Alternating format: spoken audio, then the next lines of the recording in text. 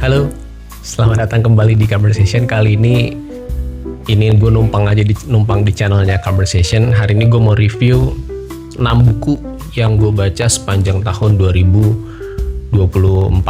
Ya, karena ini udah di penghujung tahun 2024, jadi gue mau coba review apa aja yang udah gue baca dan mungkin bisa menginspirasi teman-teman semua. Disclaimer, ini gue bukan bermaksud untuk mau dibilang wah suka baca apa segala macam, enggak. Ini cuma gue mau, kebetulan gue punya problem dan gue coba cari solusinya di beberapa buku, dan kebetulan juga ketemu ujung dari permasalahan gue dari beberapa buku-buku ini.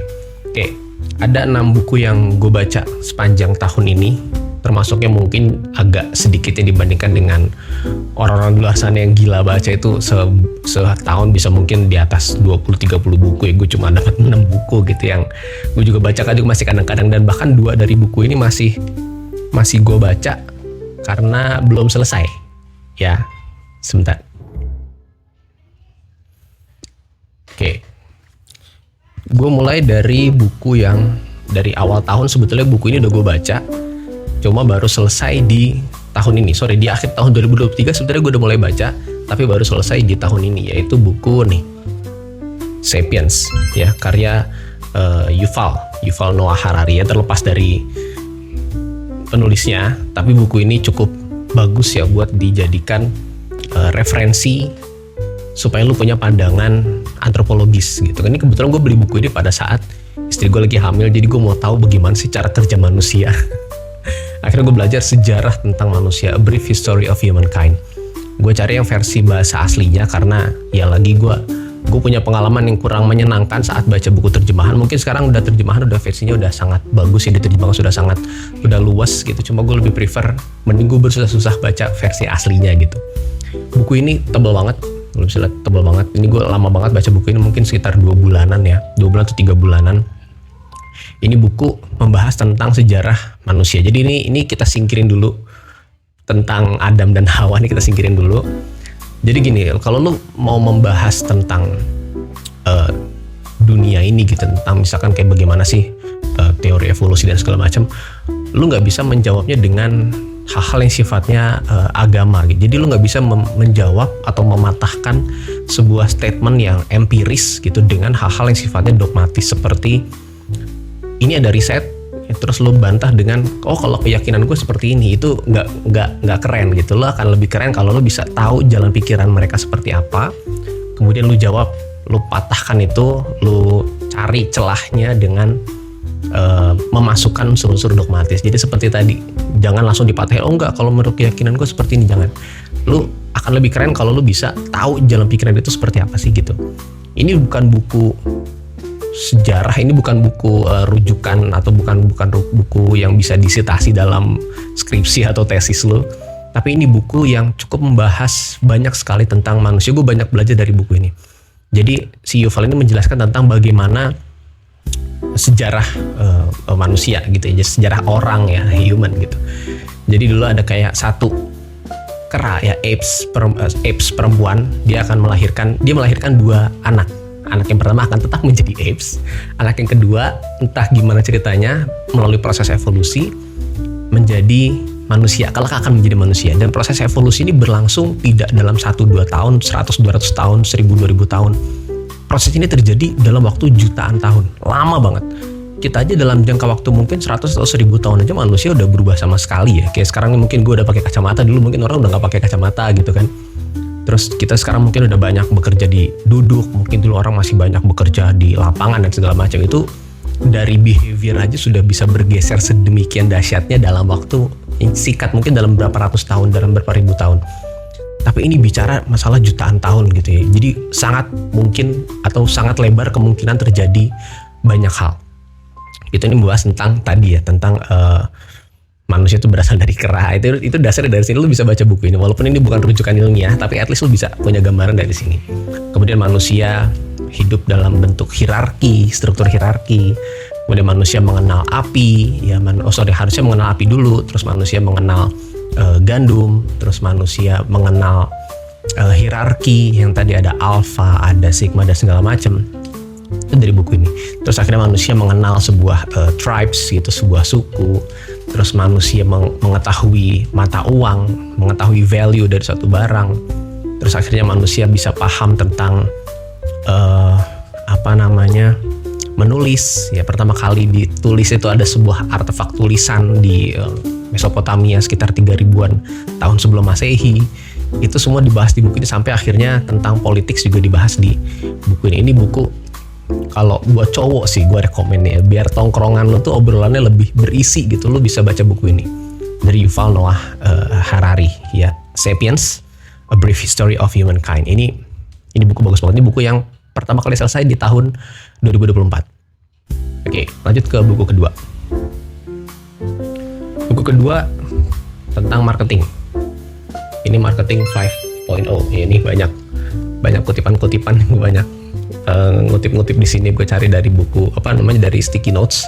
Itu gue ambil dari sticky notes terus gue tulis gitu. Tulisan gue jelek, jangan. Marketing 5.0 ditulis oleh Philip Kotler dan Pak Hermawan Kertajaya, plus ada Pak Iwan Setiawan. Ya, ini bukan Iwan Setiawan PSSI ya, bukan. Ini beliau nih lulusan dari Kellogg University. Anaknya apa bahasanya tuh, orang kepercayaannya Pak Hermawan. Philip Kotler ini bahasanya apa ya, penggawanya marketing. Jadi kalau beliau nulis buku-buku marketing itu, kalau ada Philip Kotler itu pasti jadikan banyak sekali rujukan. Buku manajemen marketing itu pasti dari Philip Kotler. Nah, Marketing 5.0 ini harusnya sih mungkin gue baca yang versi 3-nya dulu ya. 3 baru akhirnya ke 5.0. 5.0 ini buku dari Gramedia, ini versi bahasa Indonesia. Ini buku bagus banget, membahas tentang AI, bagaimana mengkombinasikan AI, machine dan segala macam. Buku ini terlalu advance buat gua. Sayangnya juga, mungkin bisa jadi kritik ya, buku ini terlalu di permukaan gitu, kurang dalam aja. Kalau lebih dalam lagi ini bakal jadi lebih baik. Tapi ini cukup memberikan lo sebuah imajinasi tentang bagaimana sih teknologi itu ke depannya bekerja untuk kita, bagaimana bisnis kita itu bisa dipadu padankan dengan teknologi, bukan sekedar digitalize atau digitize gitu, bukan. Ini lebih dari sekedar itu, bahkan sampai AI ya, yang namanya bisa learning, dia bisa mempelajari sesuatu dan dia bisa merekomendasikan sesuatu, dan lebih dari itu. Ini buku bagus banget, tapi menurut gua kurang banyak aja gitu, kurang dalam aja. Kalau bisa lebih dalam lagi, lebih keren nih Pak Hermawan dan Pak Iwan Setiawan. Ini buku bagus. Ini buku kedua yang gue cari ya. Kebetulan gue lagi ada problemnya tahun ini 2024 agak cukup banyak kontraksi ya. Jadi gue coba cari cara apa yang salah ya. Mungkin cara marketing gue yang salah. Akhirnya gue coba cari dari buku ini dan tidak menjawab sih, tapi at least gue punya gambaran-gambaran lain yang lebih inovatif. Oke, lanjut ke buku ketiga. Buku ketiga gue beli ini, Your Next 5 Move. Ya, ini karyanya Patrick Bet-David.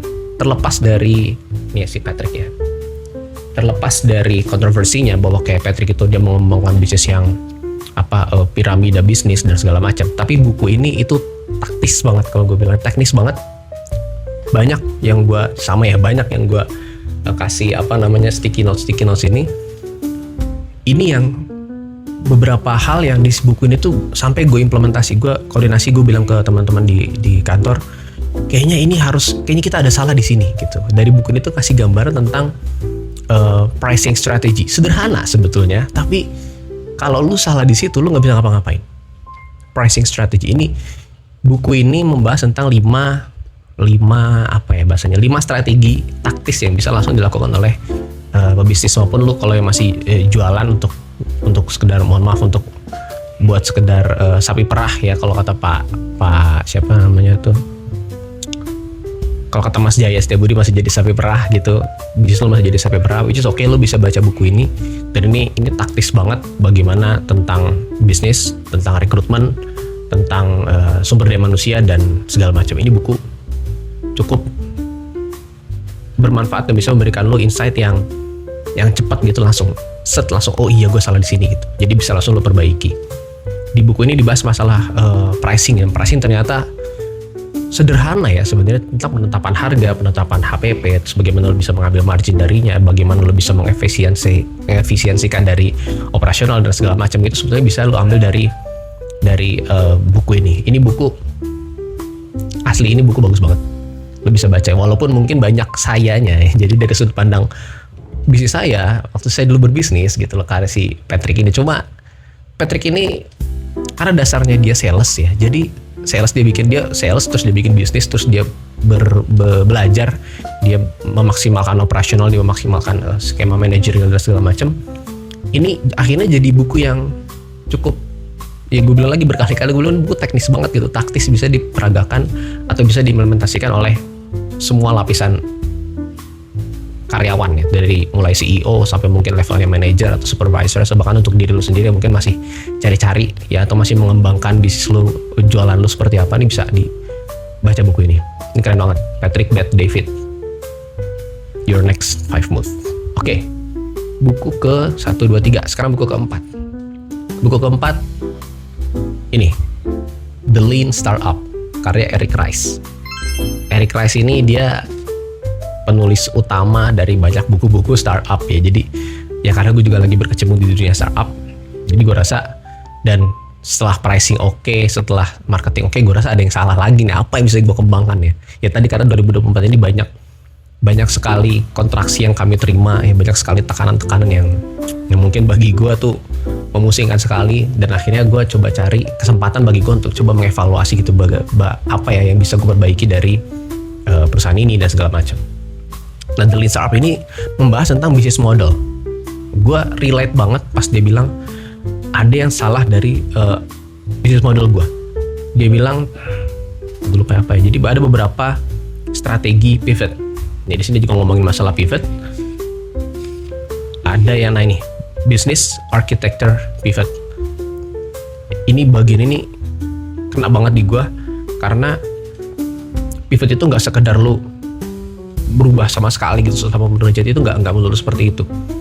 Bahkan lu bisa pivot di strategi operasional aja, di workflow aja, atau di business process aja, itu sudah cukup bisa untuk mengembangkan bisnis lo, atau bahkan bisa bikin bisnis lo lebih maju lagi gitu ke depannya. Ini buku sebetulnya kurang implementatif ya, nggak seperti tadi ke bukunya Patrick. Tapi ini buku harusnya mungkin gue baca buku ini lebih awal ya. Ini tentang startup, tentang bisnis model, tentang pivot. Jadi mungkin cocok buat lo yang mungkin lagi mau coba, kok stagnan ya gitu, gue harus ngapain ya. Itu bisa, mungkin bisnis modelnya yang perlu dikembangkan lagi. Bisnis model itu apa? Bisnis model itu adalah tentang bagaimana bisnis lo itu mendapatkan keuntungan, terus bagaimana bisa berinteraksi dengan pelanggan. Jadi ada 9 bisnis model canvas ya, kalau bisa cek bisnis model canvas itu strategizer. Itu lu bisa cari di internet, ada namanya Business Model Canvas atau BMC ya, BMC, Business Model Canvas. Oke, 1, 2, 3, 4, buku keempat. Sekarang buku kelima. Buku kelima itu ini, Bobo. Bobo edisi 50 tahun. Ini buku gila, waktu pertama kali buku ini open PO ya, gue ketinggalan. Terus akhirnya gue buta gitu, gue menutup mata gue, akhirnya gue order sembarangan. Dan yang datang gak jelas, akhirnya wah gue merasa dibohongi ya. Terus akhirnya dia buka cetakan kedua dan gak ragu langsung gue PO gitu, langsung gue beli juga buku ini. Ini Bobo itu penuh dengan kenangan banget gitu. Dulu gue kalau gak salah setiap Rabu atau setiap Kamis seminggu sekali tuh pasti nerima Bobo dari abang tukang koran. Ya, harganya berapa ya? 12.000 kalau gak salah dulu ya, dulu banget. Dan setiap minggu kalau gak salah. Dan itu berkesan banget ya. Tapi gue nggak relate, sampai hari ini gue nggak relate dengan kisah-kisah dari siapa namanya tuh, Oki Nirmala gitu, Bona dan Rongrong tuh gue nggak relate gitu. Kenapa ya? Gue juga nggak bisa. Mungkin dari dulu gue nggak bisa baca fiksi ya. Akhirnya gue juga baru belakangan ini aja gue baca fiksi. Gue tuh senangnya kalau Bobo tuh pengetahuannya yang kayak intermezzonya gitu, terus sama praktek. Jadi dia tuh sekarang suka, kalau lu langganan Bobo dari kecil, gue dari SD dulu langganan Bobo, itu dia suka ngasih kayak bahan praktek gitu, lu bisa praktek sendiri di rumah. Itu seru banget sih. Nah kalau yang kisah-kisah kayak gini nih, kisah kayak Paman Gembul gitu, itu tuh gue kadang sekedar baca, oh gitu aja, nggak berkesan banget. Nggak tahu, mungkin gue nggak bisa baca fiksi ya, mungkin dasarnya gue laki-laki atau gimana, gue juga nggak ngerti. Gue nggak relate banget sama bacaan-bacaan kayak gini. Tapi lu perlu tahu, ini kisah Bobo dari zaman nol. Gue kalau nggak salah gue dapet yang seri 20 tahun atau 25 tahun gitu ya. Itu itu indah banget, bagus banget, dan ini Bobo yang versi 50 tahun. Di usia gue ya jangan banyak usia deh. Pokoknya ini Bobo yang 50 tahun dan ini bagus banget. Lo kalau lihat Bobo awal-awal ya itu creepy banget. Mana ya Bobo awal-awal itu creepy banget lah. Takut gue ngeliatin dulu juga pas gue tau, takut banget. Bobo versi awal-awal. Lihat gak? Creepy banget. Warnanya juga kurang bagus gitu ya. Mulai kesini akhirnya jadi lebih ceria, jadi lebih jadi lebih terang gitu, jadi lebih ceria gitu ya, nggak creepy. Dan sekarang akhirnya jadi, ya mungkin ini ceritanya milenial saja ya, nggak tahu mungkin zaman anak gua nanti apa yang terang di dia ya. Ini buku ini berkesan banget. Gue mau simpan buku ini buat jadi memori ya. Padahal bobo-bobo yang lain itu, buku-buku bobo yang lain kayaknya udah diloakin. Udah numpuk banget segudang, itu udah harus dikeluarin karena kalau enggak penuh ya gudang isinya buku bobo doang. Tipis-tipis sih tapi lumayan kan banyak ya. Dan dia saling melengket satu dengan yang lain gitu. Ini buku keren banget. Lu kalau punya kenangan dengan Bobo ya, kalau lu seumuran gua, lu baca buku ini kayak flashback gitu. Oh iya ya gitu, tuh indah banget masa-masa SD.